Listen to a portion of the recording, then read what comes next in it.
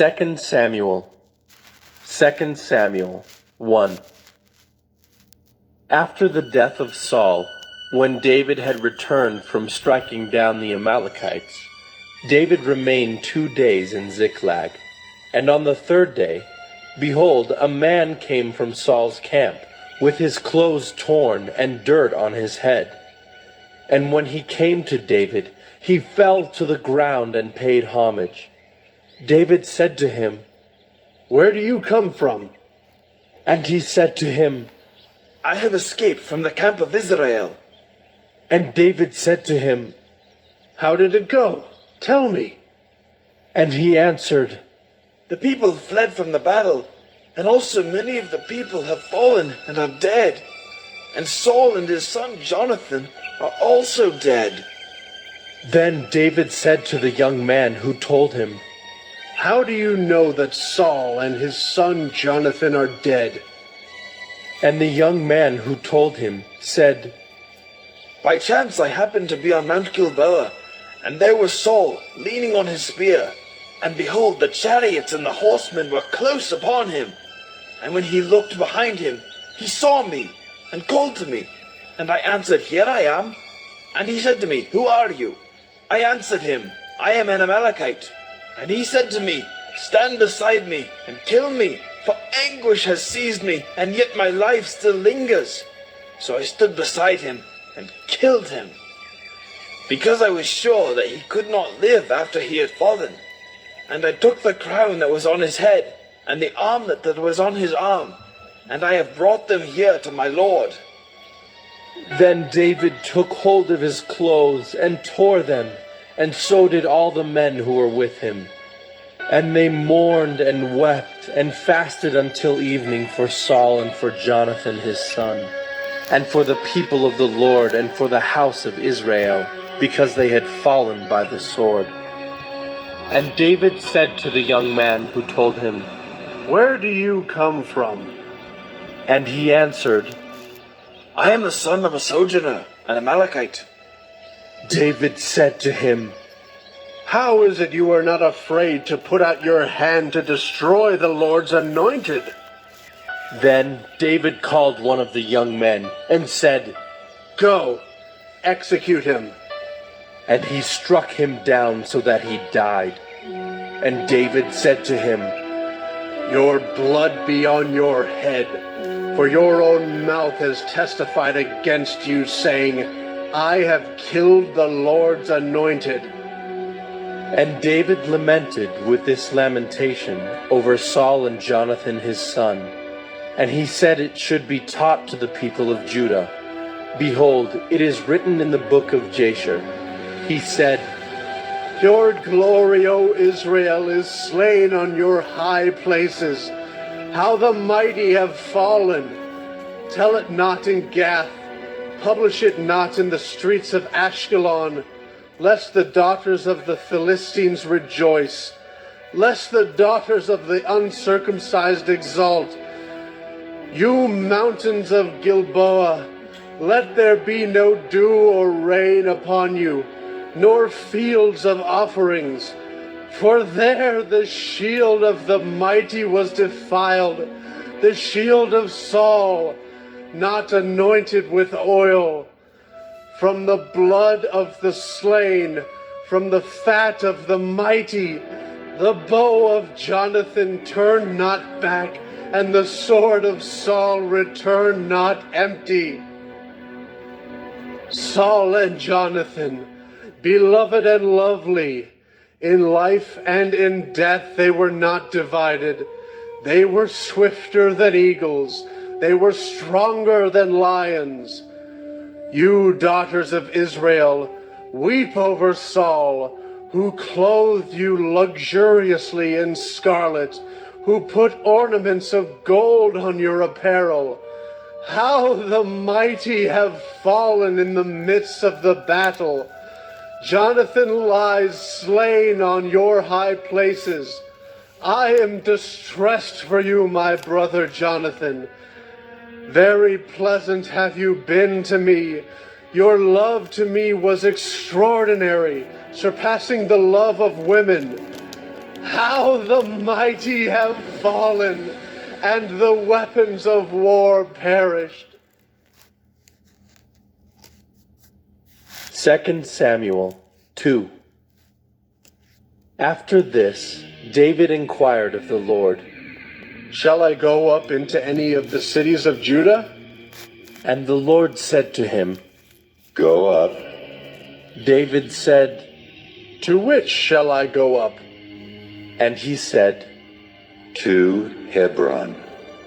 So David went up there, and his 2 wives also, Ahinoam of Jezreel, and Abigail, the widow of Nabal of Carmel. And David brought up his men who were with him, everyone with his household, and they lived in the towns of Hebron. And the men of Judah came, and there they anointed David king over the house of Judah. When they told David, It was the men of Jabesh Gilead who buried Saul. David sent messengers to the men of Jabesh Gilead, and said to them, May you be blessed by the Lord, because you showed this loyalty to Saul, your Lord, and buried him. Now may the Lord show steadfast love and faithfulness to you, and I will do good to you because you have done this thing. Now therefore let your hands be strong, and be valiant, for Saul your Lord is dead, and the house of Judah has anointed me king over them. But Abner, the son of Ner, commander of Saul's army, took Ishbosheth, the son of Saul, and brought him over to Mahanaim. And he made him king over Gilead and the Asherites, and Jezreel and Ephraim, and Benjamin and all Israel. Ishbosheth, Saul's son, was 40 years old when he began to reign over Israel, and he reigned 2 years. But the house of Judah followed David. And the time that David was king in Hebron over the house of Judah was 7 years and 6 months. Abner the son of Ner, and the servants of Ishbosheth the son of Saul, went out from Mahanaim to Gibeon. And Joab the son of Zeruiah and the servants of David went out and met them at the pool of Gibeon. And they sat down, the one on the one side of the pool, and the other on the other side of the pool. And Abner said to Joab, Let the young men arise and compete before us. And Joab said, Let them arise. Then they arose and passed over by number, 12 for Benjamin and Ishbosheth the son of Saul, and 12 of the servants of David. And each caught his opponent by the head, and thrust his sword in his opponent's side, so they fell down together. Therefore that place was called Helkath Hazarim, which is at Gibeon. And the battle was very fierce that day. And Abner and the men of Israel were beaten before the servants of David. And the 3 sons of Zeruiah were there, Joab, Abishai, and Asahel. Now Asahel was as swift of foot as a wild gazelle. And Asahel pursued Abner, and as he went, he turned neither to the right hand nor to the left from following Abner. Then Abner looked behind him and said, Is it you, Asahel? And he answered, It is I. Abner said to him, Turn aside to your right hand or to your left, and seize one of the young men, and take his spoil. But Asahel would not turn aside from following him. And Abner said again to Asahel, Turn aside from following me. Why should I strike you to the ground? How then could I lift up my face to your brother Joab? But he refused to turn aside. Therefore Abner struck him in the stomach with the butt of his spear, so that the spear came out at his back. And he fell there and died where he was. And all who came to the place where Asahel had fallen and died stood still. But Joab and Abishai pursued Abner. And as the sun was going down, they came to the hill of Ammah, which lies before Giah on the way to the wilderness of Gibeon. And the people of Benjamin gathered themselves together behind Abner, and became one group, and took their stand on the top of a hill. Then Abner called to Joab, Shall the sword devour forever? Do you not know that the end will be bitter? How long will it be before you tell your people to turn from the pursuit of their brothers? And Joab said, As God lives, if you had not spoken, surely the men would not have given up the pursuit of their brothers until the morning. So Joab blew the trumpet, and all the men stopped, and pursued Israel no more, nor did they fight any more. And Abner and his men went all that night through the Arabah. They crossed the Jordan, and marching the whole morning they came to Mahanaim. Joab returned from the pursuit of Abner, and when he had gathered all the people together, there were missing from David's servants 19 men besides Asahel. But the servants of David had struck down of Benjamin 360 of Abner's men. And they took up Asahel, and buried him in the tomb of his father, which was at Bethlehem. And Joab and his men marched all night, and the day broke upon them at Hebron. 2 Samuel 3. There was a long war between the house of Saul and the house of David. And David grew stronger and stronger, while the house of Saul became weaker and weaker. And sons were born to David at Hebron. His firstborn was Amnon of Ahinoam of Jezreel, and his second, Chileab of Abigail, the widow of Nabal of Carmel, and the third, Absalom, the son of Maacah, the daughter of Talmai, king of Geshur, and the fourth, Adonijah, the son of Haggith, and the fifth, Shephatiah, the son of Abital, and the sixth, Ithream of Eglah, David's wife. These were born to David in Hebron. While there was war between the house of Saul and the house of David, Abner was making himself strong in the house of Saul. Now Saul had a concubine whose name was Rizpah, the daughter of Aiah. And Ishbosheth said to Abner, Why have you gone into my father's concubine? Then Abner was very angry over the words of Ishbosheth, and said, Am I a dog's head of Judah? To this day I keep showing steadfast love to the house of Saul your father, to his brothers and to his friends, and have not given you into the hand of David. And yet you charge me today with a fault concerning a woman. God do so to Abner and more also, if I do not accomplish for David what the Lord has sworn to him, to transfer the kingdom from the house of Saul and set up the throne of David over Israel and over Judah, from Dan to Beersheba. And Ishbosheth could not answer Abner another word, because he feared him. And Abner sent messengers to David on his behalf, saying, To whom does the land belong? Make your covenant with me, and behold, my hand shall be with you, to bring over all Israel to you. And he said, Good, I will make a covenant with you. But one thing I require of you, that is, you shall not see my face unless you first bring Michal, Saul's daughter, when you come to see my face. Then David sent messengers to Ishbosheth, Saul's son, saying, Give me my wife Michal, for whom I paid the bridal price of 100 foreskins of the Philistines. And Ishbosheth sent and took her from her husband Paltiel, the son of Laish. But her husband went with her, weeping after her all the way to Bahurim. Then Abner said to him, Go, return. And he returned. And Abner conferred with the elders of Israel, saying, For some time past you have been seeking David as king over you. Now then bring it about.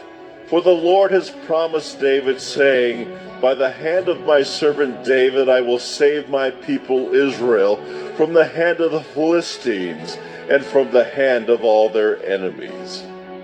Abner also spoke to Benjamin. And then Abner went to tell David at Hebron all that Israel and the whole house of Benjamin thought good to do. When Abner came with 20 men to David at Hebron, David made a feast for Abner and the men who were with him. And Abner said to David, I will arise and go and will gather all Israel to my lord the king, that they may make a covenant with you, and that you may reign over all that your heart desires. So David sent Abner away, and he went in peace. Just then the servants of David arrived with Joab from a raid, bringing much spoil with them. But Abner was not with David at Hebron, for he had sent him away, and he had gone in peace. When Joab and all the army that was with him came, it was told Joab, Abner the son of Ner came to the king, and he has let him go, and he has gone in peace. Then Joab went to the king and said, What have you done? Behold, Abner came to you. Why is it that you have sent him away so that he is gone? You know that Abner the son of Ner came to deceive you, and to know you're going out and you're coming in, and to know all that you are doing. When Joab came out from David's presence, he sent messengers after Abner, and they brought him back from the cistern of Sirah. But David did not know about it. And when Abner returned to Hebron, Joab took him aside into the midst of the gate to speak with him privately. And there he struck him in the stomach so that he died for the blood of Asahel his brother. Afterward, when David heard of it, he said, I and my kingdom are forever guiltless before the Lord for the blood of Abner the son of Ner. May it fall upon the head of Joab and upon all his father's house, and may the house of Joab never be without one who has a discharge, or who is leprous, or who holds a spindle, or who falls by the sword, or who lacks bread. So Joab and Abishai his brother killed Abner because he had put their brother Asahel to death in the battle at Gibeon. Then David said to Joab and to all the people who were with him, Tear your clothes and put on sackcloth and mourn before Abner. And King David followed the bier. They buried Abner at Hebron, and the king lifted up his voice and wept at the grave of Abner, and all the people wept. And the king lamented for Abner, saying, Should Abner die as a fool dies? Your hands were not bound, your feet were not fettered. As one falls before the wicked, you have fallen. And all the people wept again over him. Then all the people came to persuade David to eat bread while it was yet day. But David swore, saying, God do so to me and more also, if I taste bread or anything else till the sun goes down. And all the people took notice of it, and it pleased them, as everything that the king did pleased all the people. So all the people and all Israel understood that day that it had not been the king's will to put to death Abner the son of Ner. And the king said to his servants, Do you not know that a prince and a great man has fallen this day in Israel? And I was gentle today, though anointed king. These men, the sons of Zeruiah, are more severe than I. The Lord repay the evildoer according to his wickedness. 2 Samuel 4. When Ishbosheth, Saul's son, heard that Abner had died at Hebron, his courage failed, and all Israel was dismayed. Now Saul's son had 2 men who were captains of raiding bands. The name of the one was Baanah, and the name of the other Rechab, sons of Rimmon, a man of Benjamin from Beeroth, for Beeroth also is counted part of Benjamin. The Beerothites fled to Gittaim and have been sojourners there to this day. Jonathan the son of Saul had a son who was crippled in his feet. He was 5 years old when the news about Saul and Jonathan came from Jezreel, and his nurse took him up and fled. And as she fled in her haste, he fell and became lame, and his name was Mephibosheth.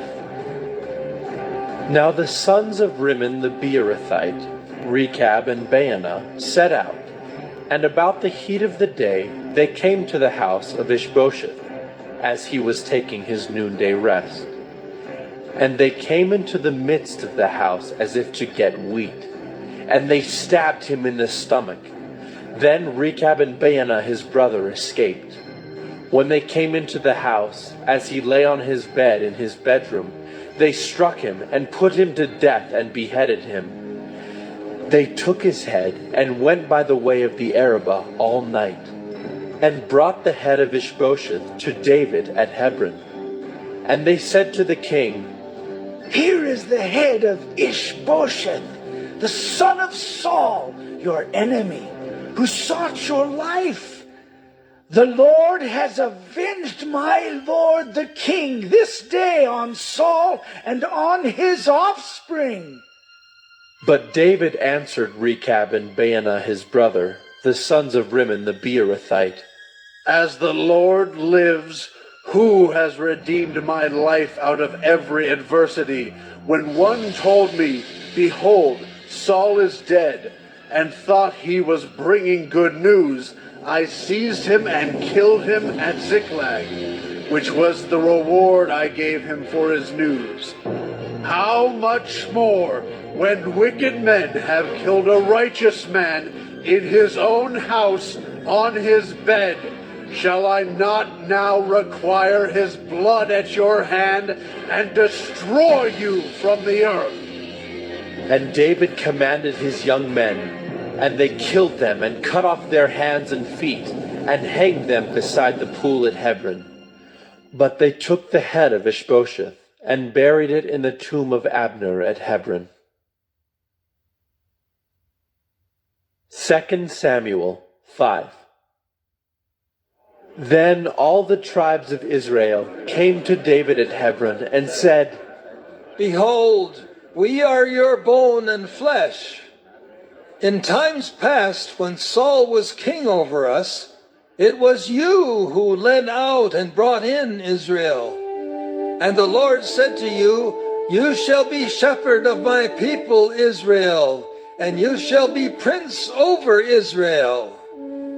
So all the elders of Israel came to the king at Hebron, and King David made a covenant with them at Hebron before the Lord. And they anointed David king over Israel. David was 30 years old when he began to reign, and he reigned 40 years. At Hebron, he reigned over Judah 7 years and 6 months, and at Jerusalem, he reigned over all Israel and Judah 33 years. And the king and his men went to Jerusalem against the Jebusites, the inhabitants of the land, who said to David, "You will not come in here, but the blind and the lame will ward you off." thinking, "David cannot come in here." Nevertheless, David took the stronghold of Zion, that is the city of David. And David said on that day, Whoever would strike the Jebusites, let him get up the water shaft to attack the lame and the blind who are hated by David's soul. Therefore it is said, "The blind and the lame shall not come into the house." And David lived in the stronghold and called it the city of David. And David built the city all around from the Millo inward. And David became greater and greater, for the Lord, the God of hosts, was with him. And Hiram, king of Tyre, sent messengers to David, and cedar trees, also carpenters and masons, who built David a house. And David knew that the Lord had established him king over Israel, and that he had exalted his kingdom for the sake of his people Israel. And David took more concubines and wives from Jerusalem after he came from Hebron, and more sons and daughters were born to David. And these are the names of those who were born to him in Jerusalem: Shemua, Shobab, Nathan, Solomon, Ibhar, Elishua, Nepheg, Japhiah, Elishama, Eliada, and Eliphalet. When the Philistines heard that David had been anointed king over Israel, all the Philistines went up to search for David. But David heard of it and went down to the stronghold. Now the Philistines had come and spread out in the valley of Rephaim. And David inquired of the Lord, Shall I go up against the Philistines? Will you give them into my hand? And the Lord said to David, Go up, for I will certainly give the Philistines into your hand. And David came to Baal Perazim, and David defeated them there. And he said, The Lord has burst through my enemies before me like a bursting flood. Therefore the name of that place is called Baal Perazim. And the Philistines left their idols there, and David and his men carried them away. And the Philistines came up yet again and spread out in the valley of Rephaim. And when David inquired of the Lord, he said, You shall not go up. Go around to their rear, and come against them opposite the balsam trees.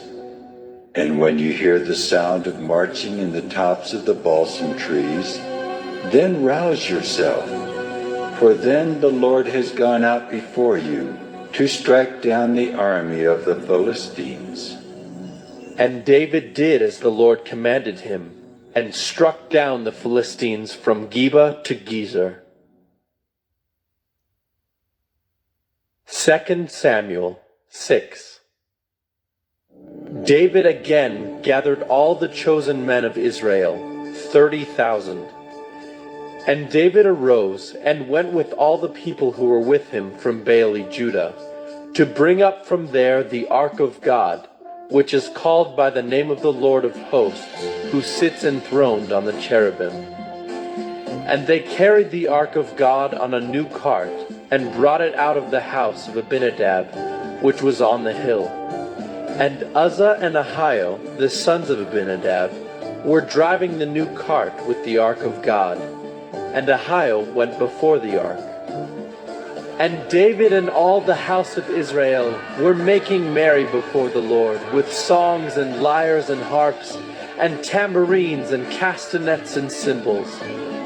And when they came to the threshing floor of Nacon, Uzzah put out his hand to the ark of God, and took hold of it, for the oxen stumbled. And the anger of the Lord was kindled against Uzzah, and God struck him down there because of his error, and he died there beside the ark of God. And David was angry because the Lord had burst forth against Uzzah. And that place is called Perez Uzzah to this day. And David was afraid of the Lord that day, and he said, How can the ark of the Lord come to me? So David was not willing to take the ark of the Lord into the city of David. But David took it aside to the house of Obed-Edom the Gittite. And the ark of the Lord remained in the house of Obed-Edom the Gittite 3 months, and the Lord blessed Obed-Edom and all his household. And it was told King David, The Lord has blessed the household of Obed-Edom and all that belongs to him because of the ark of God. So David went and brought up the ark of God from the house of Obed-Edom to the city of David with rejoicing. And when those who bore the ark of the Lord had gone 6 steps, he sacrificed an ox and a fattened animal. And David danced before the Lord with all his might. And David was wearing a linen ephod. So David and all the house of Israel brought up the ark of the Lord with shouting and with the sound of the horn. As the ark of the Lord came into the city of David, Michal, the daughter of Saul, looked out of the window and saw King David leaping and dancing before the Lord, and she despised him in her heart. And they brought in the ark of the Lord and set it in its place, inside the tent that David had pitched for it. And David offered burnt offerings and peace offerings before the Lord. And when David had finished offering the burnt offerings and the peace offerings, he blessed the people in the name of the Lord of hosts, and distributed among all the people, the whole multitude of Israel, both men and women, a cake of bread, a portion of meat, and a cake of raisins to each one. Then all the people departed, each to his house. And David returned to bless his household. But Michal, the daughter of Saul, came out to meet David and said, "How the king of Israel honored himself today, uncovering himself today before the eyes of his servants, female servants. As one of the vulgar fellows shamelessly uncovers himself." And David said to Michal, "It was before the Lord who chose me above your father and above all his house to appoint me as prince over Israel, the people of the Lord, and I will make merry before the Lord. I will make myself yet more contemptible than this, and I will be abased in your eyes. But by the female servants of whom you have spoken, by them I shall be held in honor." And Michal, the daughter of Saul, had no child to the day of her death. 2 Samuel 7. Now when the king lived in his house, and the Lord had given him rest from all his surrounding enemies, the king said to Nathan the prophet, "See now, I dwell in a house of cedar, but the ark of God dwells in a tent." And Nathan said to the king, "Go, do all that is in your heart, for the Lord is with you." But that same night the word of the Lord came to Nathan. "Go and tell my servant David, thus says the Lord, would you build me a house to dwell in? I have not lived in a house since the day I brought up the people of Israel from Egypt to this day, but I have been moving about in a tent for my dwelling. In all places where I have moved with all the people of Israel, did I speak a word with any of the judges of Israel, whom I commanded to shepherd my people Israel, saying, why have you not built me a house of cedar? Now therefore, thus you shall say to my servant David, thus says the Lord of hosts, I took you from the pasture, from following the sheep, that you should be prince over my people Israel. And I have been with you wherever you went, and have cut off all your enemies from before you. And I will make for you a great name, like the name of the great ones of the earth. And I will appoint a place for my people Israel, and will plant them, so that they may dwell in their own place and be disturbed no more. And violent men shall afflict them no more as formerly from the time that I appointed judges over my people Israel. And I will give you rest from all your enemies. Moreover, the Lord declares to you that the Lord will make you a house. When your days are fulfilled, and you lie down with your fathers, I will raise up your offspring after you, who shall come from your body, and I will establish his kingdom. He shall build a house for my name, and I will establish the throne of his kingdom forever. I will be to him a father, and he shall be to me a son. When he commits iniquity, I will discipline him with the rod of men, with the stripes of the sons of men. But my steadfast love will not depart from him, as I took it from Saul, whom I put away from before you. And your house and your kingdom shall be made sure forever before me. Your throne shall be established forever. In accordance with all these words, and in accordance with all this vision, Nathan spoke to David. Then King David went in and sat before the Lord and said, Who am I, O Lord God, and what is my house that you have brought me thus far? And yet this was a small thing in your eyes, O Lord God. You have spoken also of your servant's house for a great while to come, and this is instruction for mankind, O Lord God. And what more can David say to you? For you know your servant, O Lord God. Because of your promise, and according to your own heart, you have brought about all this greatness, to make your servant know it. Therefore you are great, O Lord God, for there is none like you, and there is no God besides you, according to all that we have heard with our ears. And who is like your people Israel, the one nation on earth whom God went to redeem to be his people, making himself a name, and doing for them great and awesome things, by driving out before your people whom you redeemed for yourself from Egypt, a nation and its gods. And you established for yourself your people Israel to be your people forever. And you, O Lord, became their God. And now, O Lord God, confirm forever the word that you have spoken concerning your servant and concerning his house. And do as you have spoken.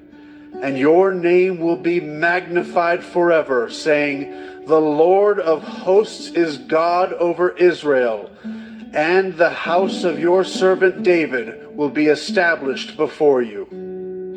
For you, O Lord of hosts, the God of Israel, have made this revelation to your servant, saying, I will build you a house. Therefore your servant has found courage to pray this prayer to you.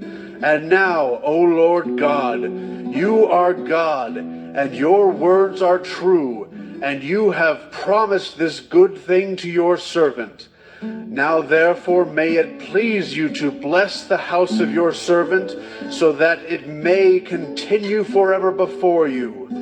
For you, O Lord God, have spoken, and with your blessing shall the house of your servant be blessed forever. 2 Samuel 8. After this, David defeated the Philistines and subdued them. And David took Metheg-Ammah out of the hand of the Philistines. And he defeated Moab, and he measured them with a line, making them lie down on the ground. 2 lines he measured to be put to death, and 1 full line to be spared. And the Moabites became servants to David and brought tribute. David also defeated Hadad-Ezer, the son of Rehob, king of Zobah, as he went to restore his power at the river Euphrates. And David took from him 1,700 horsemen and 20,000 foot soldiers. And David hamstrung all the chariot horses, but left enough for 100 chariots. And when the Syrians of Damascus came to help Hadad-Ezer, king of Zobah, David struck down 22,000 men of the Syrians. Then David put garrisons in Aram of Damascus, and the Syrians became servants to David and brought tribute. And the Lord gave victory to David wherever he went. And David took the shields of gold that were carried by the servants of Hadad-ezer, and brought them to Jerusalem. And from Betah and from Berothai, cities of Hadad-ezer, King David took very much bronze.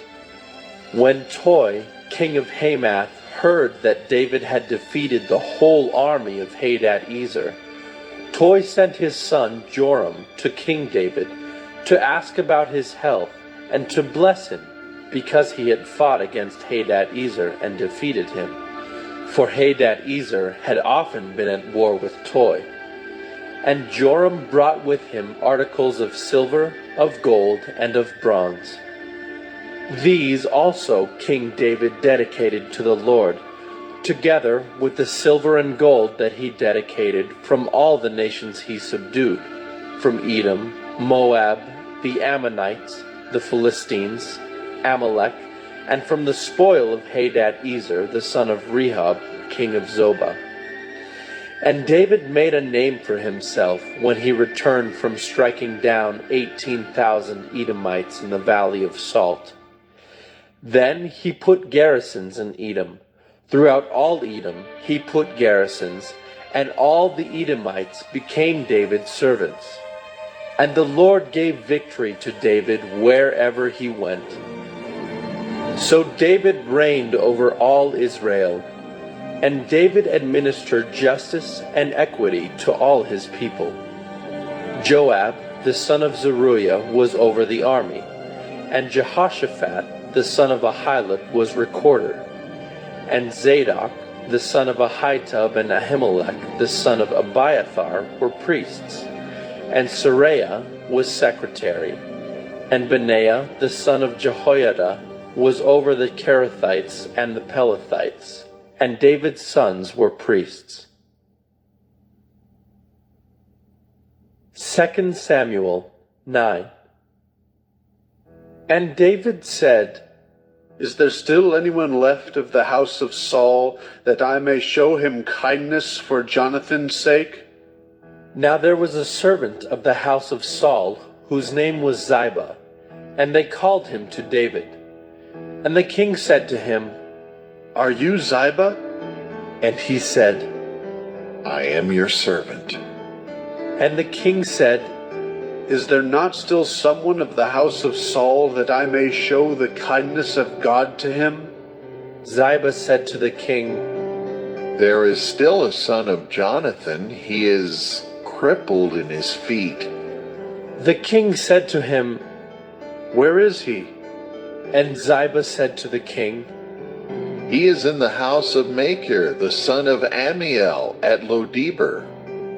Then King David sent and brought him from the house of Machir, the son of Ammiel, at Lodebar. And Mephibosheth, the son of Jonathan, son of Saul, came to David and fell on his face and paid homage. And David said, Mephibosheth. And he answered, Behold, I am your servant. And David said to him, Do not fear, for I will show you kindness for the sake of your father Jonathan, and I will restore to you all the land of Saul your father, and you shall eat at my table always. And he paid homage and said, What is your servant, that you should show regard for a dead dog such as I?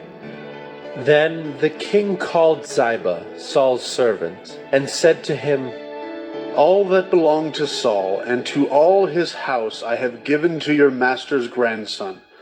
And you and your sons and your servants shall till the land for him and shall bring in the produce, that your master's grandson may have bread to eat.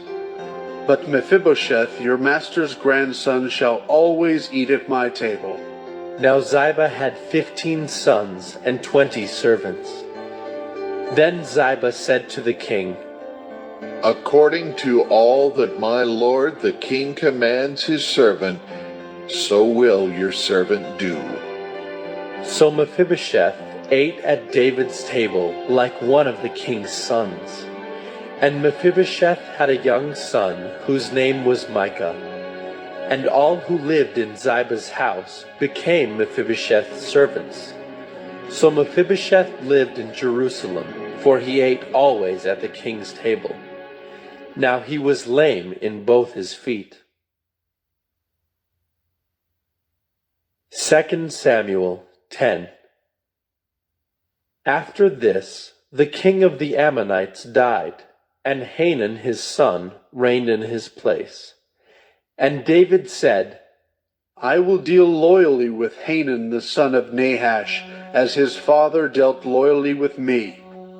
So David sent by his servants to console him concerning his father. And David's servants came into the land of the Ammonites. But the princes of the Ammonites said to Hanun their lord, Do you think because David has sent comforters to you that he is honoring your father? Has not David sent his servants to you to search the city and to spy it out and to overthrow it? So Hanun took David's servants and shaved off half the beard of each and cut off their garments in the middle at their hips and sent them away. When it was told David, he sent to meet them, for the men were greatly ashamed. And the king said, Remain at Jericho until your beards have grown, and then return. When the Ammonites saw that they had become a stench to David, the Ammonites sent and hired the Syrians of Beth-rehob and the Syrians of Zobah, 20,000 foot soldiers, and the king of Maacah with 1,000 men, and the men of Tob, 12,000 men. And when David heard of it, he sent Joab and all the host of the mighty men.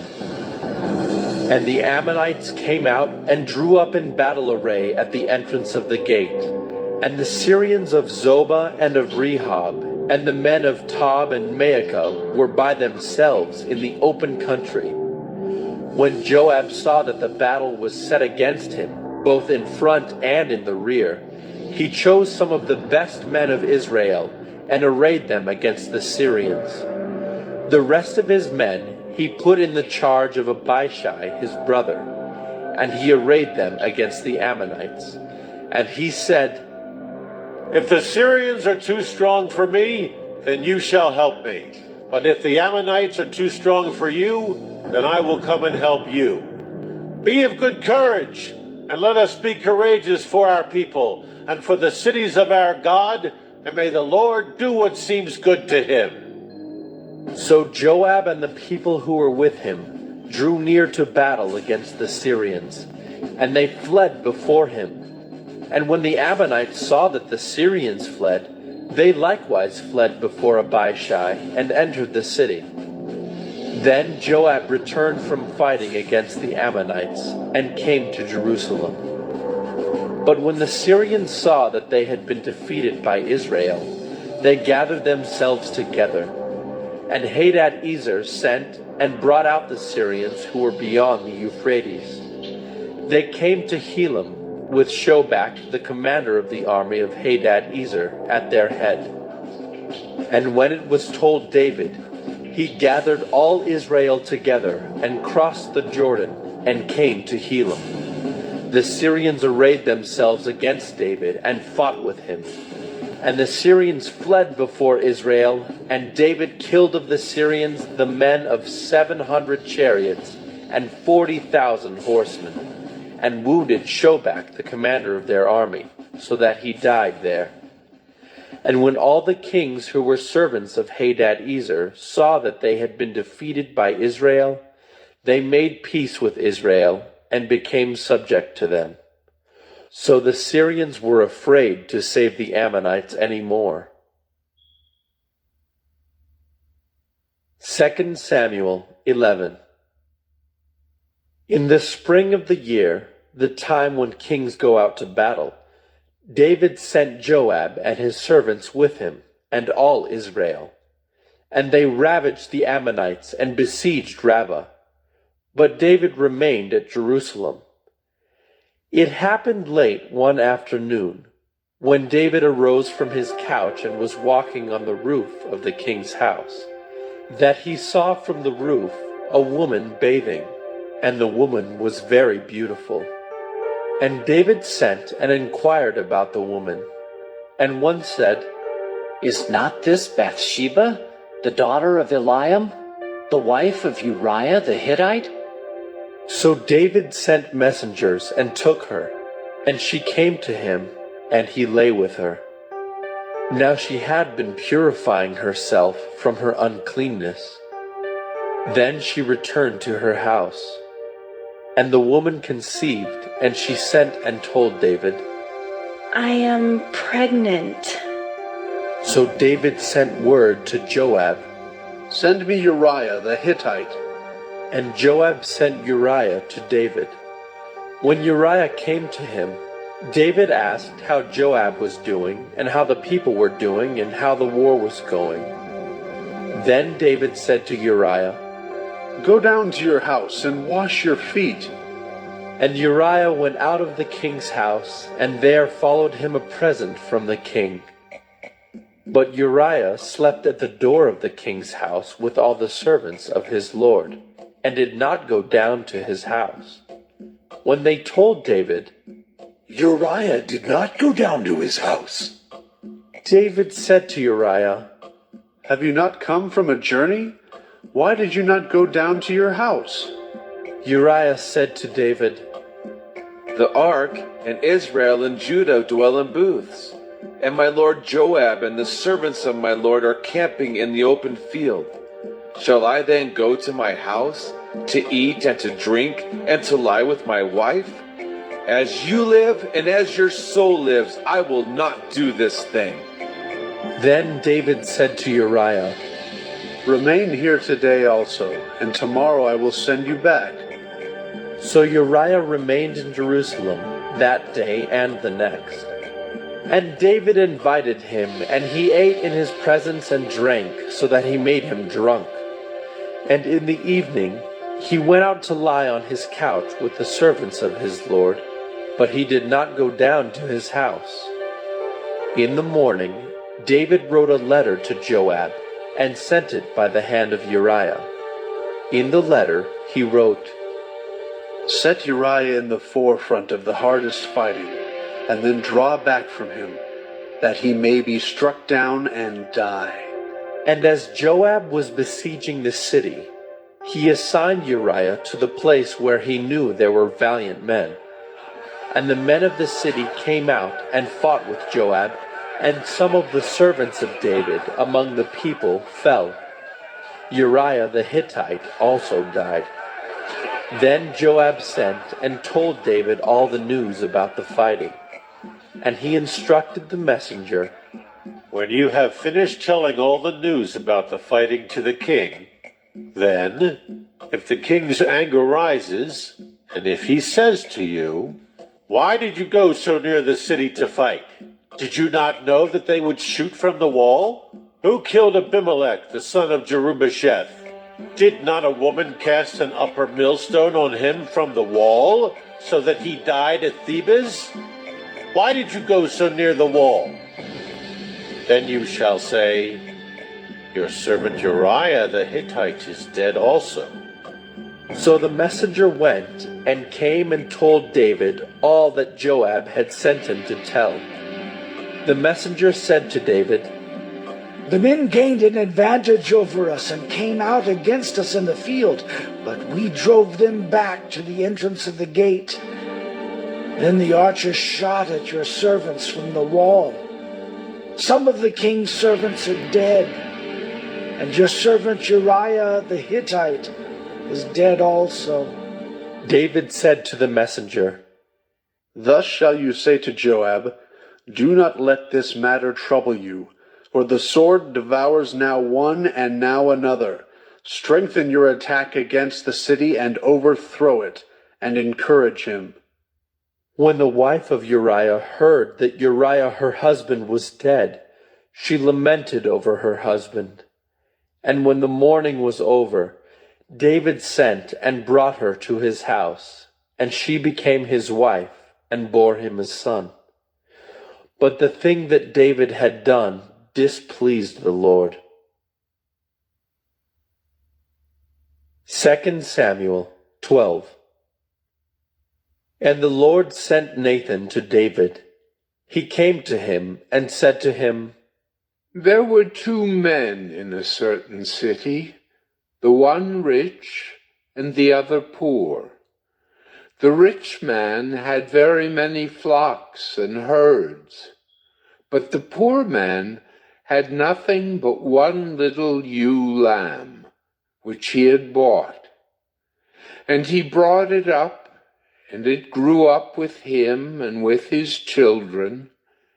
It used to eat of his morsel and drink from his cup and lie in his arms, and it was like a daughter to him. Now there came a traveler to the rich man, and he was unwilling to take one of his own flock or herd to prepare for the guest who had come to him. But he took the poor man's lamb and prepared it for the man who had come to him. Then David's anger was greatly kindled against the man, and he said to Nathan, As the Lord lives, the man who has done this deserves to die, and he shall restore the lamb 4-fold because he did this thing, and because he had no pity. Nathan said to David, You are the man. Thus says the Lord, the God of Israel, I anointed you king over Israel, and I delivered you out of the hand of Saul. And I gave you your master's house and your master's wives into your arms, and gave you the house of Israel and of Judah. And if this were too little, I would add to you as much more. Why have you despised the word of the Lord, to do what is evil in his sight? You have struck down Uriah the Hittite with the sword, and have taken his wife to be your wife, and have killed him with the sword of the Ammonites. Now, therefore, the sword shall never depart from your house, because you have despised me, and have taken the wife of Uriah the Hittite to be your wife. Thus says the Lord, Behold, I will raise up evil against you out of your own house, and I will take your wives before your eyes, and give them to your neighbor, and he shall lie with your wives in the sight of this sun, for you did it secretly. But I will do this thing before all Israel and before the sun. David said to Nathan, I have sinned against the Lord. And Nathan said to David, The Lord also has put away your sin. You shall not die. Nevertheless, because by this deed you have utterly scorned the Lord, the child who is born to you shall die. Then Nathan went to his house. And the Lord afflicted the child that Uriah's wife bore to David, and he became sick. David therefore sought God on behalf of the child, and David fasted and went in and lay all night on the ground. And the elders of his house stood beside him to raise him from the ground, but he would not, nor did he eat food with them. On the 7th day the child died. And the servants of David were afraid to tell him that the child was dead, for they said, Behold, while the child was yet alive, we spoke to him, and he did not listen to us. How then can we say to him, the child is dead? He may do himself some harm. But when David saw that his servants were whispering together, David understood that the child was dead. And David said to his servants, Is the child dead? They said, He is dead. Then David arose from the earth, and washed and anointed himself, and changed his clothes. And he went into the house of the Lord, and worshipped. He then went to his own house, and when he asked, they set food before him, and he ate. Then his servant said to him, What is this thing that you have done? You fasted and wept for the child while he was alive, but when the child died, you arose and ate food. He said, While the child was still alive, I fasted and wept, for I said, Who knows whether the Lord will be gracious to me, that the child may live? But now he is dead. Why should I fast? Can I bring him back again? I shall go to him, but he will not return to me. Then David comforted his wife Bathsheba, and went in to her, and lay with her. And she bore a son, and he called his name Solomon. And the Lord loved him, and sent a message by Nathan the prophet. So he called his name Jedediah, because of the Lord. Now Joab fought against Rabbah of the Ammonites, and took the royal city. And Joab sent messengers to David, and said, I have fought against Rabbah. Moreover, I have taken the city of waters. Now then, gather the rest of the people together, and encamp against the city, and take it, lest I take the city, and it be called by my name. So David gathered all the people together, and went to Rabbah, and fought against it, and took it. And he took the crown of their king from his head. The weight of it was a talent of gold, and in it was a precious stone, and it was placed on David's head. And he brought out the spoil of the city, a very great amount.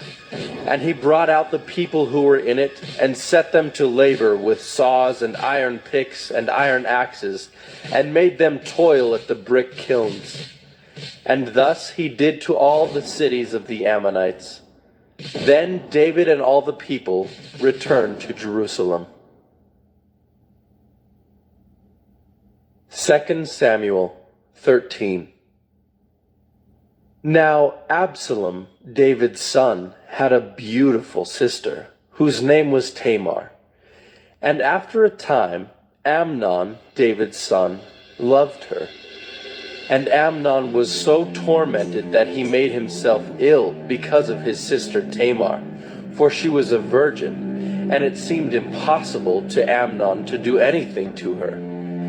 But Amnon had a friend whose name was Jonadab, the son of Shimeah, David's brother. And Jonadab was a very crafty man. And he said to him, O son of the king, why are you so haggard morning after morning? Will you not tell me? Amnon said to him, I love Tamar, my brother Absalom's sister.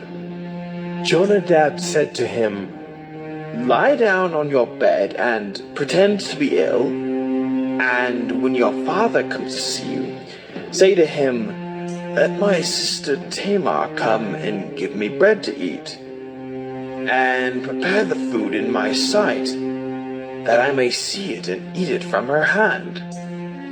So Amnon lay down and pretended to be ill. And when the king came to see him, Amnon said to the king, Please, let my sister Tamar come and make a couple of cakes in my sight, that I may eat from her hand. Then David sent home to Tamar, saying, Go to your brother Amnon's house and prepare food for him. So Tamar went to her brother Amnon's house, where he was lying down. And she took dough and kneaded it, and made cakes in his sight, and baked the cakes. And she took the pan and emptied it out before him, but he refused to eat. And Amnon said, Send out everyone from me. So everyone went out from him. Then Amnon said to Tamar, Bring the food into the chamber, that I may eat from your hand. And Tamar took the cakes she had made and brought them into the chamber to Amnon her brother. But when she brought them near him to eat, he took hold of her and said to her, Come, lie with me, my sister. She answered him, No, my brother, do not violate me, for such a thing is not done in Israel. Do not do this outrageous thing. As for me, where could I carry my shame? And as for you, you would be as one of the outrageous fools in Israel. Now therefore, please speak to the king, for he will not withhold me from you. But he would not listen to her, and being stronger than she, he violated her and lay with her. Then Amnon hated her with very great hatred, so that the hatred with which he hated her was greater than the love with which he had loved her. And Amnon said to her, Get up! Go! But she said to him, No, my brother, for this wrong in sending me away is greater than the other that you did to me. But he would not listen to her. He called the young man who served him and said, Put this woman out of my presence and bolt the door after her. Now she was wearing a long robe with sleeves, for thus were the virgin daughters of the king dressed. So his servant put her out and bolted the door after her. And Tamar put ashes on her head and tore the long robe that she wore. And she laid her hand on her head and went away, crying aloud as she went. And her brother Absalom said to her, Has Amnon your brother been with you? Now hold your peace, my sister. He is your brother. Do not take this to heart. So Tamar lived a desolate woman in her brother Absalom's house. When King David heard of all these things, he was very angry. But Absalom spoke to Amnon, neither good nor bad. For Absalom hated Amnon because he had violated his sister Tamar. After 2 full years, Absalom had sheep shearers at Baal Hazor, which is near Ephraim. And Absalom invited all the king's sons. And Absalom came to the king and said, Behold, your servant has sheep shears. Please let the king and his servants go with your servant. But the king said to Absalom, No, my son, let us not all go, lest we be burdensome to you. He pressed him, but he would not go, but gave him his blessing. Then Absalom said, If not, please let my brother Amnon go with us. And the king said to him, Why should he go with you? But Absalom pressed him until he let Amnon and all the king's sons go with him. Then Absalom commanded his servants, Mark when Amnon's heart is merry with wine, and when I say to you, Strike Amnon, then kill him. Do not fear, have I not commanded you? Be courageous and be valiant. So the servants of Absalom did to Amnon as Absalom had commanded. Then all the king's sons arose, and each mounted his mule and fled. While they were on the way, news came to David. Absalom has struck down all the king's sons, and not one of them is left. Then the king arose and tore his garments and lay on the earth. And all his servants who were standing by tore their garments. But Jonadab, the son of Shimeah, David's brother, said, Let not my lord suppose that they have killed all the young men, the king's sons, for Amnon alone is dead.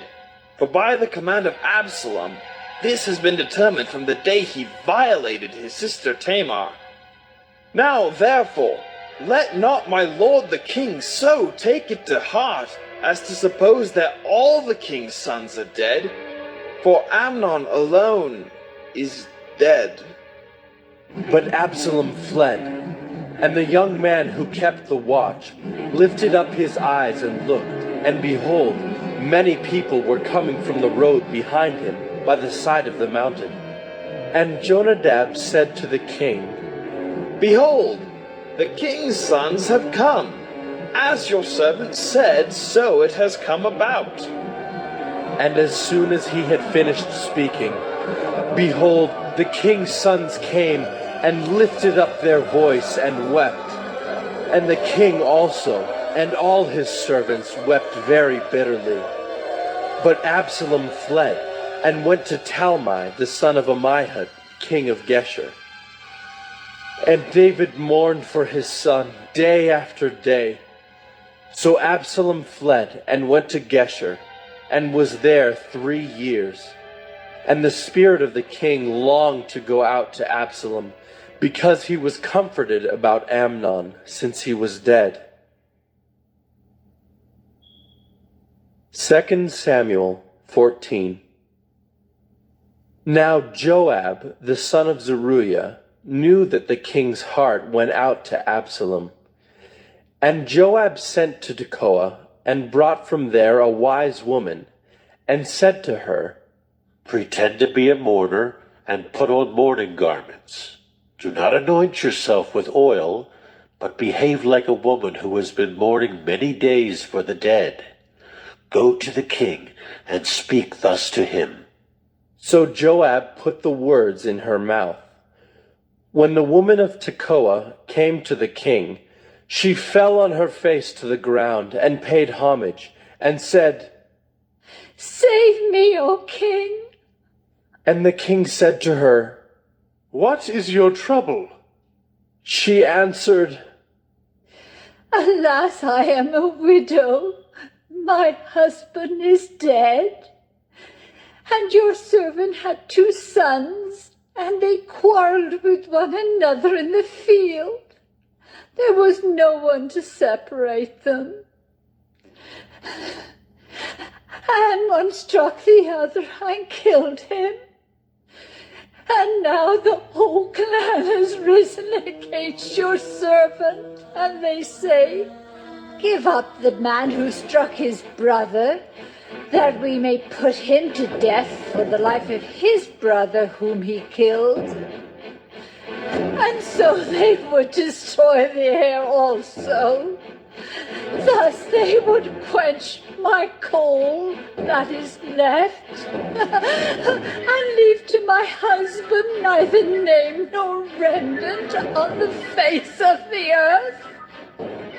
Then the king said to the woman, Go to your house, and I will give orders concerning you. And the woman of Tekoa said to the king, On me be the guilt, my lord the king, and on my father's house. Let the king and his throne be guiltless. The king said, If anyone says anything to you, bring him to me, and he shall never touch you again. Then she said, Please let the king invoke the Lord your God, that the avenger of blood kill no more, and my son be not destroyed. He said, As the Lord lives, not one hair of your son shall fall to the ground. Then the woman said, Please let your servant speak a word to my lord the king. He said, Speak. And the woman said, Why then have you planned such a thing against the people of God? For in giving this decision, the king convicts himself, inasmuch as the king does not bring his banished one home again. We must all die. We are like water spilled on the ground, which cannot be gathered up again.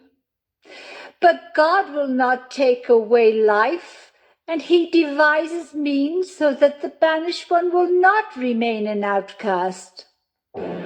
Now I have come to say this to my lord the king, because the people have made me afraid. And your servant thought, I will speak to the king.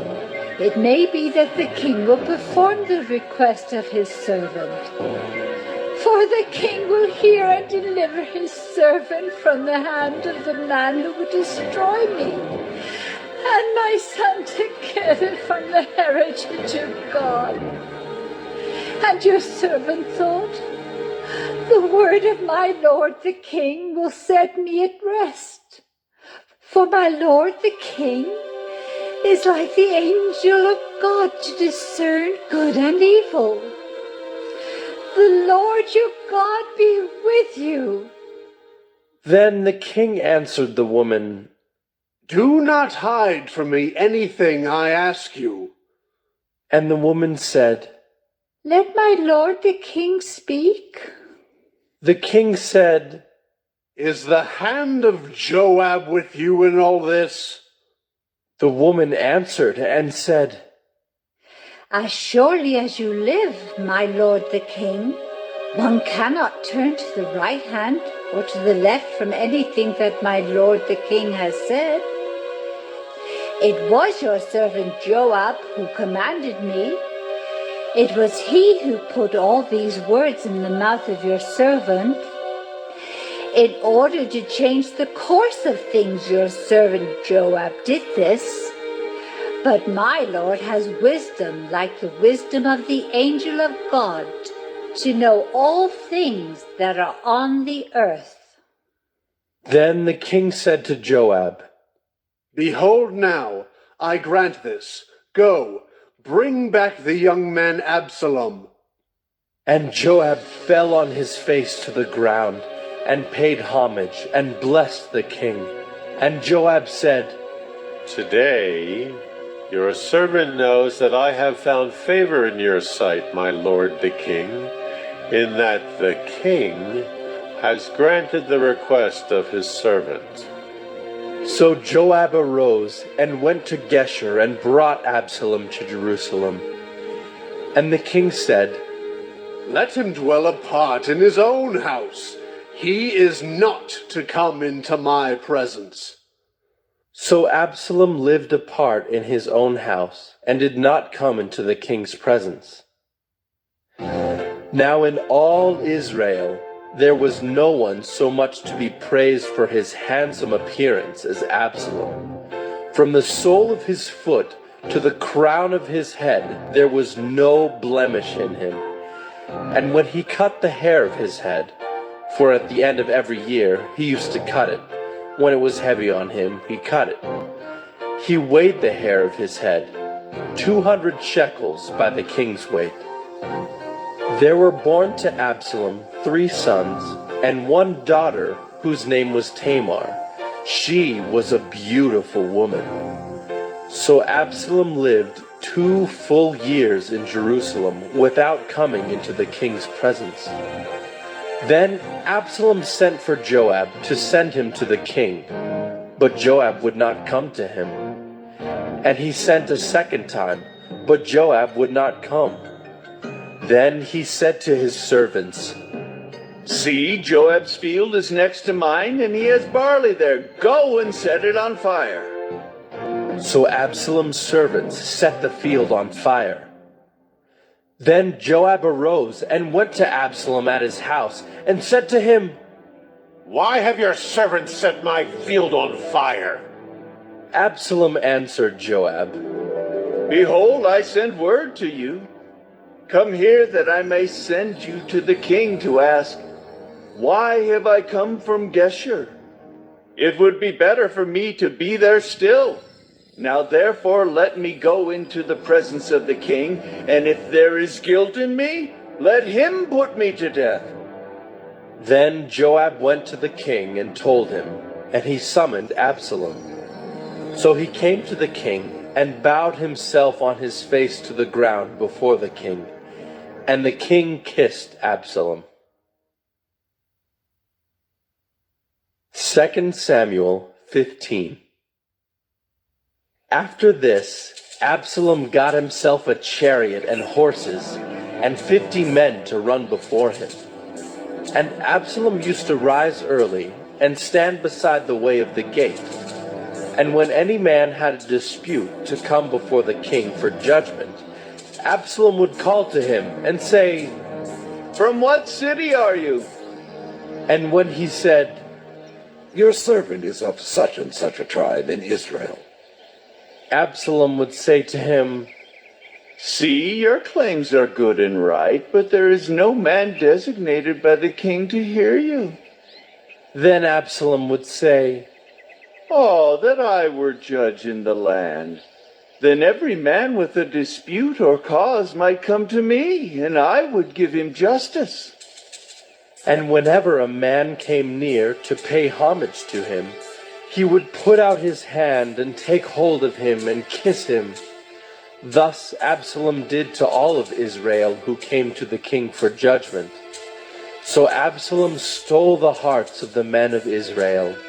And at the end of 4 years, Absalom said to the king, "Please let me go and pay my vow, which I have vowed to the Lord in Hebron.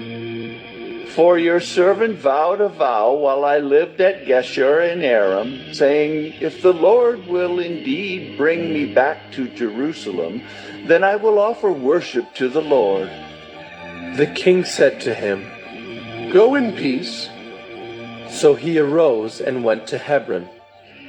But Absalom sent secret messengers throughout all the tribes of Israel, saying, "As soon as you hear the sound of the trumpet, then say, 'Absalom is king at Hebron.'"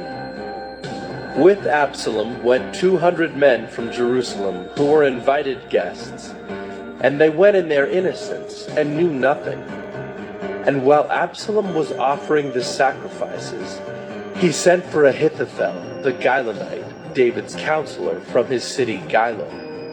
And the conspiracy grew strong, and the people with Absalom kept increasing. And a messenger came to David, saying, "The hearts of the men of Israel have gone after Absalom."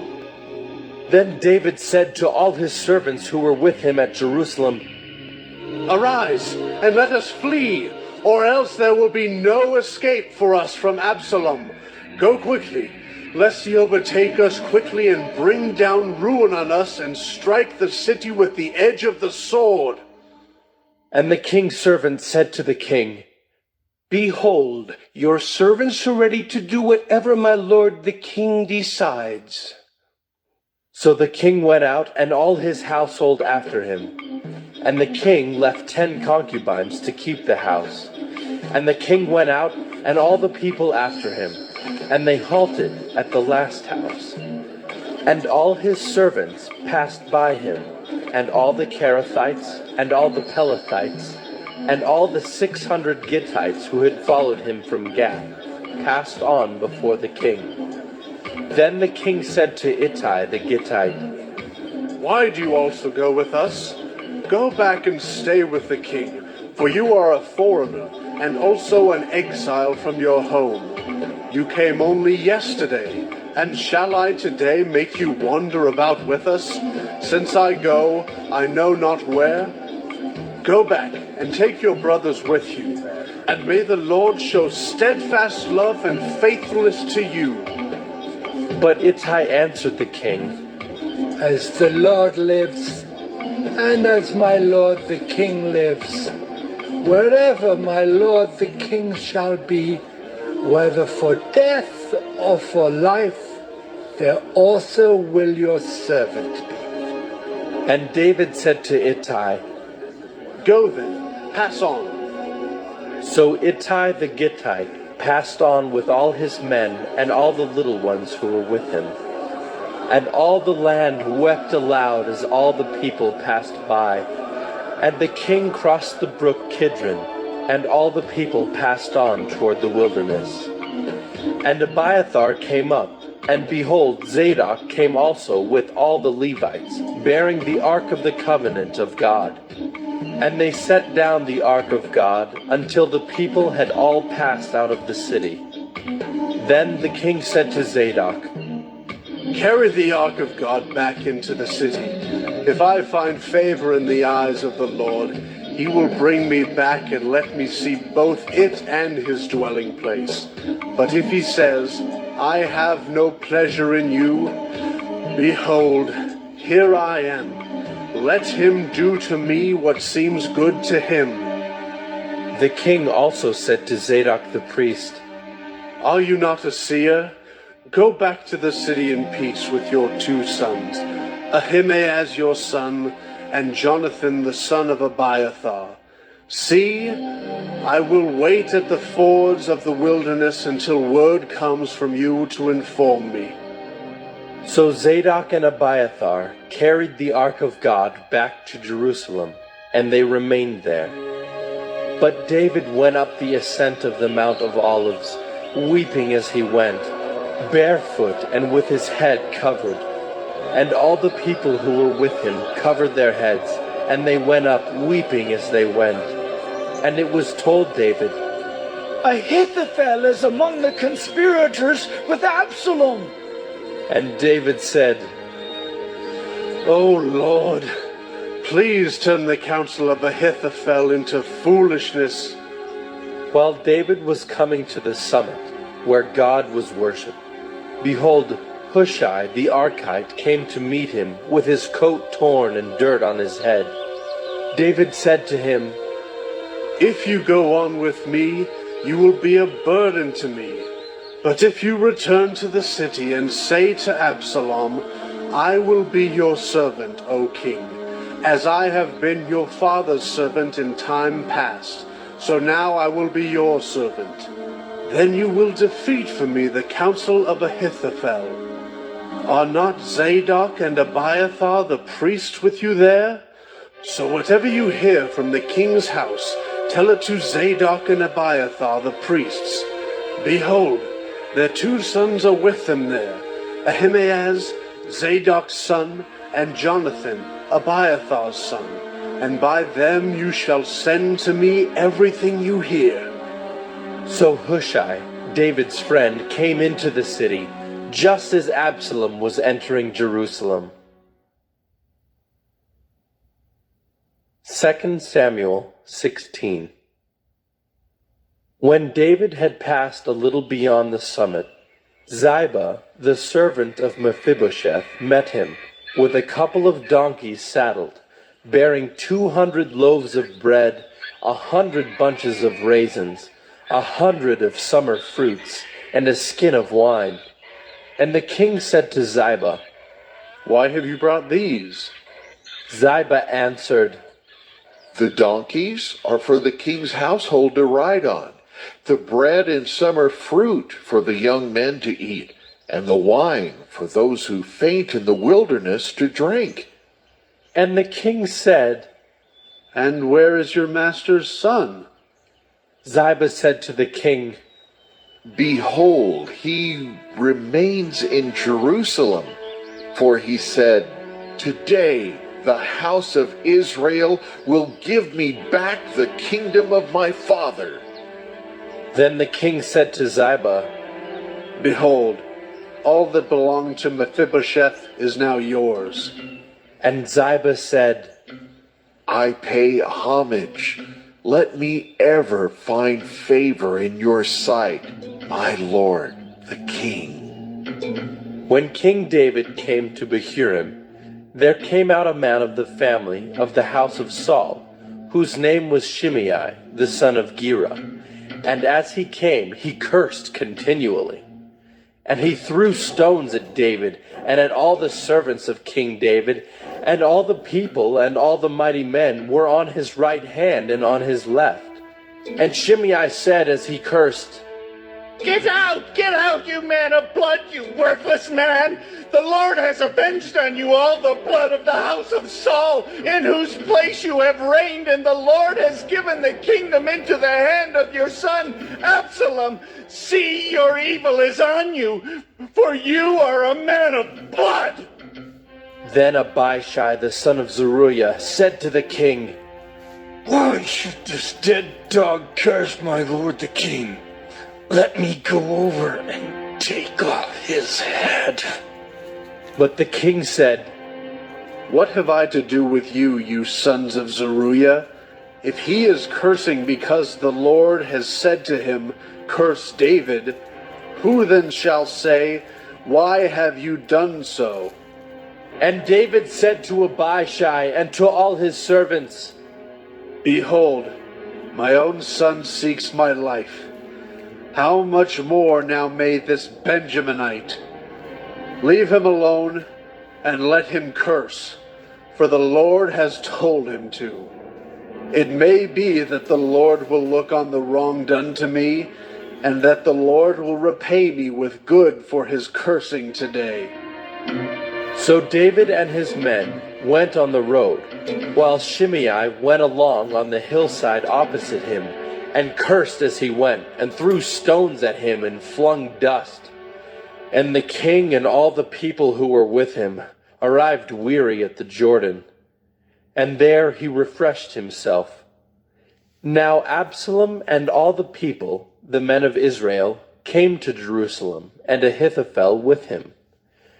And when Hushai the Archite, David's friend, came to Absalom, Hushai said to Absalom, "Long live the king! Long live the king!" And Absalom said to Hushai, "Is this your loyalty to your friend? Why did you not go with your friend?" And Hushai said to Absalom, "No, for whom the Lord and this people and all the men of Israel have chosen, his I will be, and with him I will remain." And again, whom should I serve? Should it not be his son? As I have served your father, so I will serve you. Then Absalom said to Ahithophel, "Give your counsel, what shall we do?" Ahithophel said to Absalom, "Go into your father's concubines, whom he has left to keep the house, and all Israel will hear that you have made yourself a stench to your father, and the hands of all who are with you will be strengthened." So they pitched a tent for Absalom on the roof, and Absalom went into his father's concubines in the sight of all Israel. Now in those days, the counsel that Ahithophel gave was as if one consulted the word of God. So was all the counsel of Ahithophel esteemed, both by David and by Absalom. 2 Samuel 17. Moreover, Ahithophel said to Absalom, "Let me choose 12,000 men, and I will arise and pursue David tonight. I will come upon him while he is weary and discouraged and throw him into a panic. And all the people who are with him will flee. I will strike down only the king. And I will bring all the people back to you as a bride comes home to her husband. You seek the life of only one man, and all the people will be at peace." And the advice seemed right in the eyes of Absalom and all the elders of Israel. Then Absalom said, "Call Hushai the Archite also, and let us hear what he has to say." And when Hushai came to Absalom, Absalom said to him, "Thus has Ahithophel spoken. Shall we do as he says? If not, you speak." Then Hushai said to Absalom, "This time the counsel that Ahithophel has given is not good." Hushai said, "You know that your father and his men are mighty men, and that they are enraged like a bear robbed of her cubs in the field.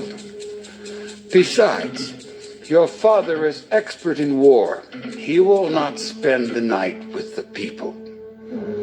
Behold, even now he has hidden himself in one of the pits or in some other place. And as soon as some of the people fall at the first attack, whoever hears it will say, There has been a slaughter among the people who follow Absalom. Then even the valiant man whose heart is like the heart of a lion will utterly melt with fear, for all Israel knows that your father is a mighty man, and that those who are with him are valiant men. But my counsel is that all Israel be gathered to you, from Dan to Beersheba, as the sand by the sea for multitude, and that you go to battle in person. So we shall come upon him in some place where he is to be found, and we shall light upon him as the dew falls on the ground, and of him and all the men with him not one will be left. If he withdraws into a city, then all Israel will bring ropes to that city, and we shall drag it into the valley until not even a pebble is to be found there. And Absalom and all the men of Israel said, The counsel of Hushai the Archite is better than the counsel of Ahithophel. For the Lord had ordained to defeat the good counsel of Ahithophel, so that the Lord might bring harm upon Absalom. Then Hushai said to Zadok and Abiathar the priests, Thus and so did Ahithophel counsel Absalom and the elders of Israel, and thus and so have I counseled. Now, therefore, send quickly and tell David, do not stay tonight at the fords of the wilderness, but by all means pass over, lest the king and all the people who are with him be swallowed up. Now Jonathan and Ahimaaz were waiting at Enrogel.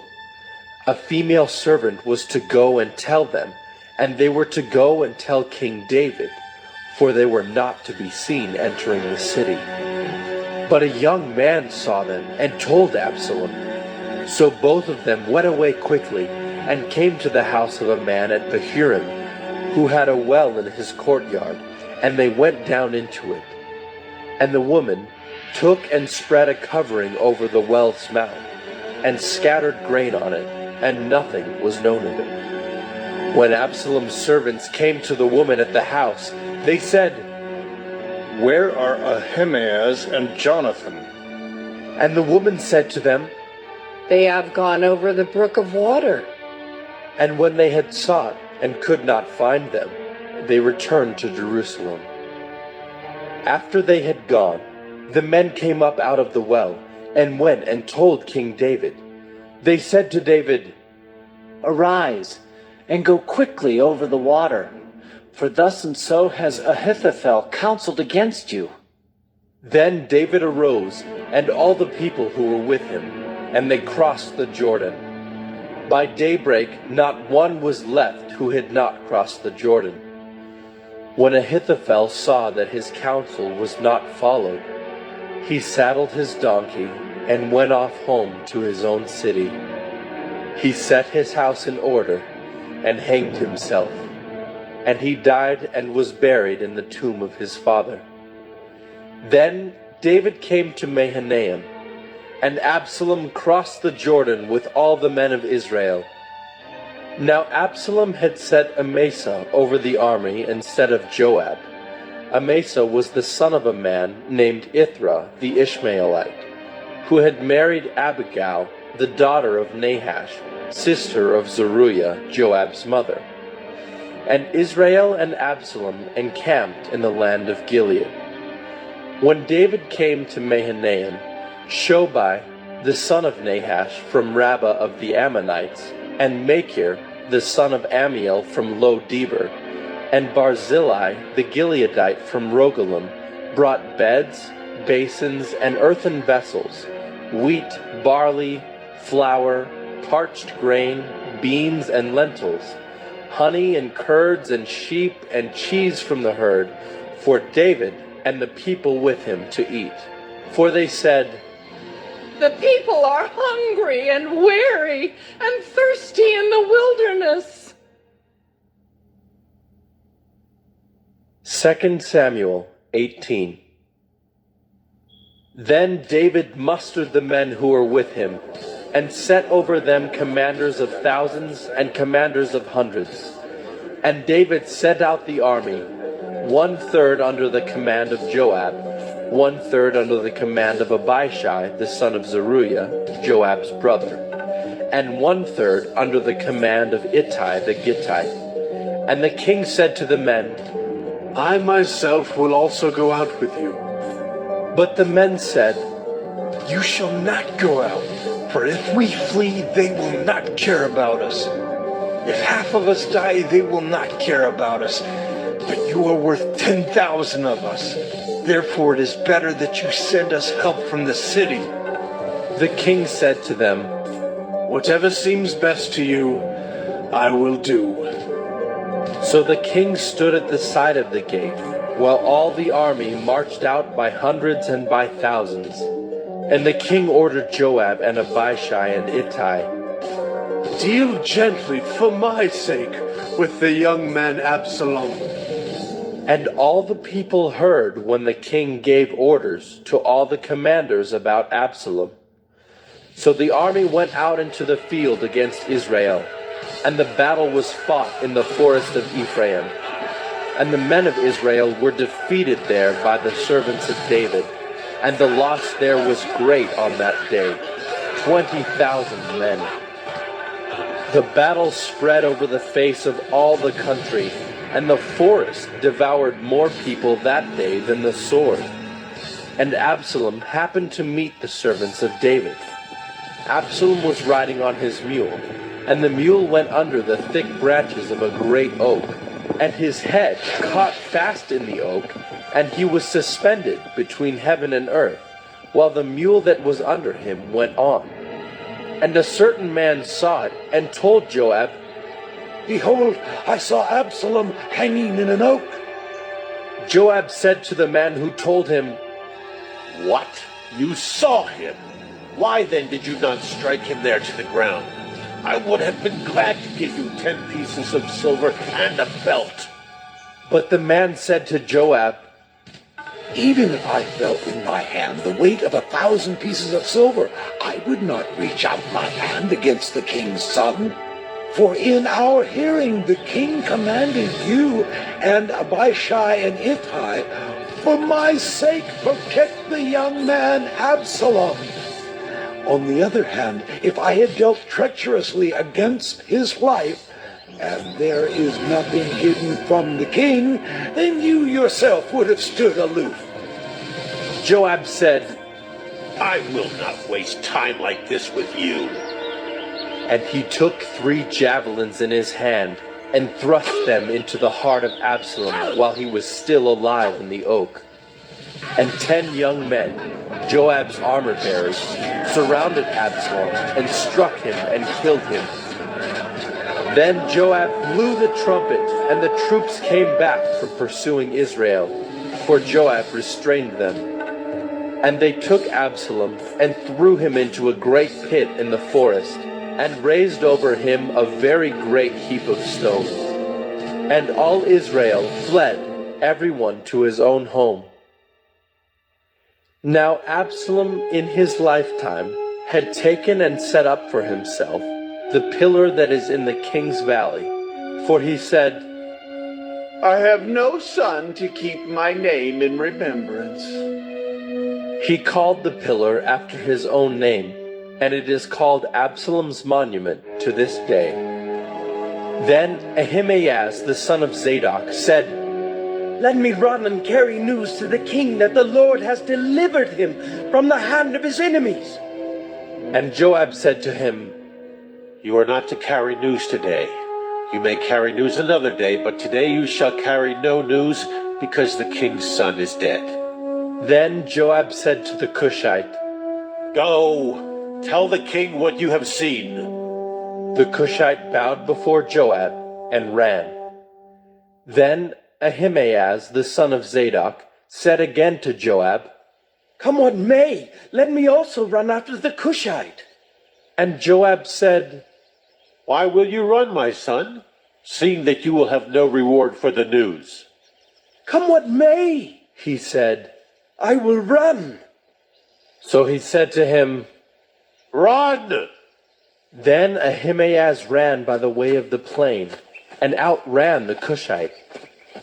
Now David was sitting between the two gates, and the watchman went up to the roof of the gate by the wall. And when he lifted up his eyes and looked, he saw a man running alone. The watchman called out and told the king. And the king said, If he is alone, there is news in his mouth. And he drew nearer and nearer. The watchman saw another man running, and the watchman called to the gate and said, See, another man running alone.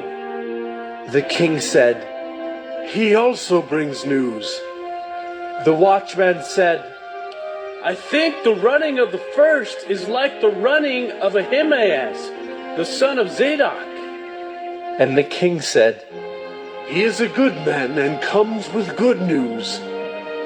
Then Ahimaaz cried out to the king, All is well. And he bowed before the king with his face to the earth, and said, Blessed be the Lord your God, who has delivered up the men who raised their hand against my lord the king. And the king said, Is it well with the young man Absalom?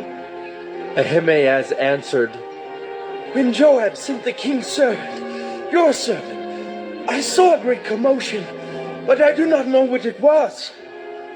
And the king said, Turn aside and stand here. So he turned aside and stood still. And behold, the Cushite came, and the Cushite said, Good news for my lord the king, for the Lord has delivered you this day from the hand of all who rose up against you. The king said to the Cushite, Is it well with the young man Absalom?